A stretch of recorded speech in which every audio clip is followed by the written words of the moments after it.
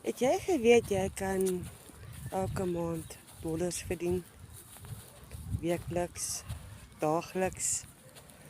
Nou die ma's en pa's wat wens hulle het meer tyd vir hulle kinders gehad, omrede hulle moet werk.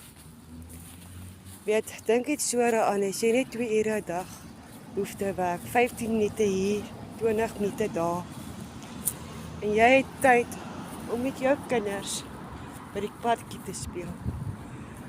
Of met jou hond, saam met die kinders uit te gaan. Mense, ek wil julle graag uitnooi na hierdie A-span toe. Vir 'n week is dit gratis. Daai is ook 'n tweede inkomste wat jy kan verdien van die huis af.